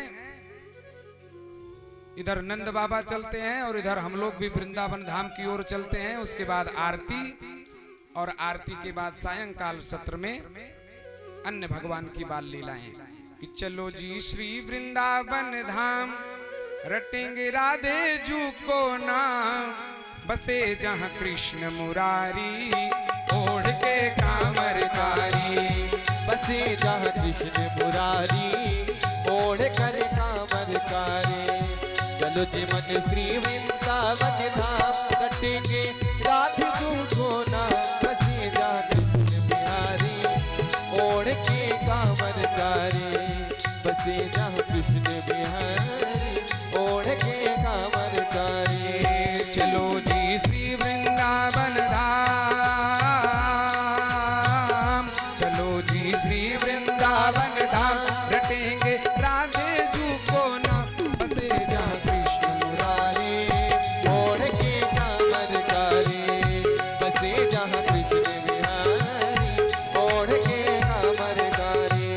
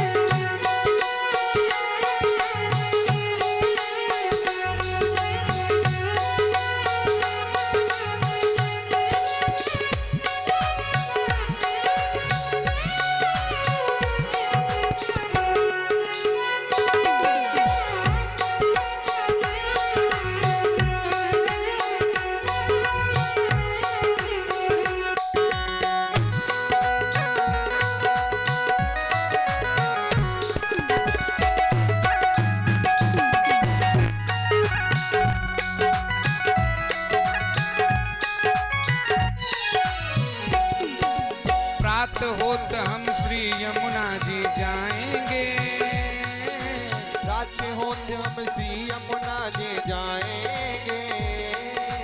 परिक्रमा दे जीवन सफल बनाएंगे। परिक्रमा दे जीवन सफल बनाएंगे।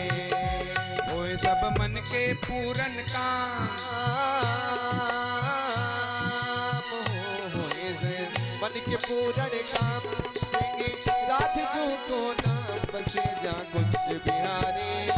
ओढ़ के कांवर तारे बसे जा कृष्ण बिहारी। ओढ़ के कांवर तारे चलो जी श्री वृंदावन धाम। चलो जी श्री वृंदावन धाम। राधा जी का नाम जा कृष्ण बिहारी। ओढ़ के कांवर तारे बसे जा कुंज बिहारी। ओढ़ के कांवर तारे बसे जा कृष्ण बिहारी। ओढ़ के कांवर तारे। हरि ओम इदग्गु हविः प्रजननं मे अस्तु दशवीरग्गु सर्वगणगु स्वस्तये आत्मसने प्रजासनि पशुसनि लोकसन्यभयसनिः अग्निः प्रजां बहुलं मे करोत्वन्नं पयोरेतु अस्मासु धत्त। बांके बिहारी तेरी आरती गाओ। हे गिरधर तेरी आरती गाओ। बांके बिहारी तेरी आरती गाओ। हे गिरधर तेरी आरती गाओ। बाके बिहारी तेरे आरती गाऊं। हे गिरधर तेरी आरती गाऊं। आरती गाऊं प्यारे तुमको रिझाओ। आरती गाऊं प्यारे तुझको रिझाऊं। तुझको रिझाऊं प्यारे तेरे गुण गाऊं। बाके बिहारी तेरी आरती गाऊं। आरती गाऊं प्यारे तुझको रिझाऊं।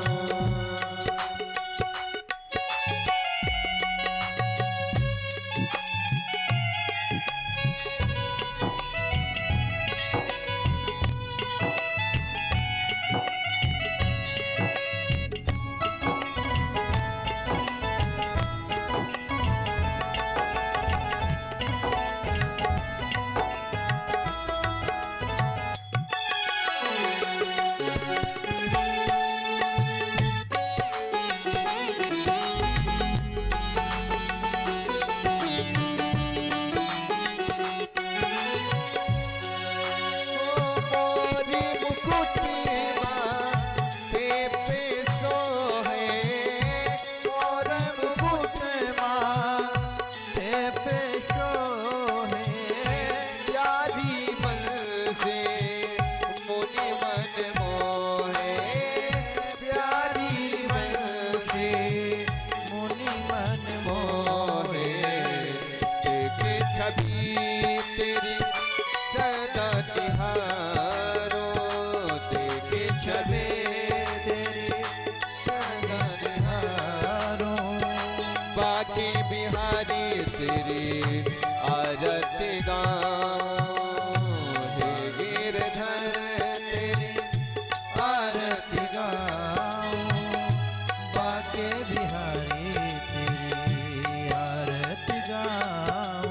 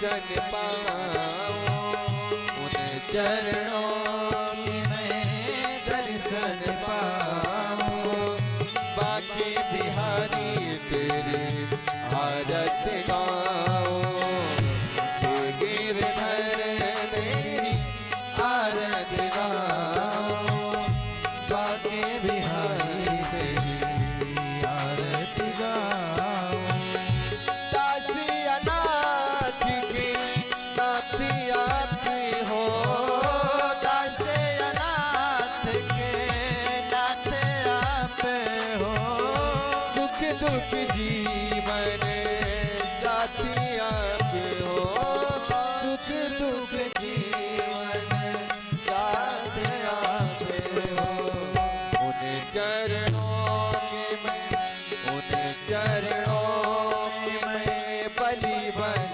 जाऊं बाके बिहारी तेरी आरत गाऊं हे गिरधर तेरी आरत गाऊं बाके बिहारी तेरी आरत गाऊं श्री हरिदास के प्यारे तुम हो श्री हरिदास के प्यारे तुम हो मेरे मोहन जीवन धन हो मेरे मोहन जीवन धन हो प्यारी छवि तेरी मन में बसाओ प्यारी छवि तेरे मन में बसाऊं बाके बिहारी रे आरत गाऊं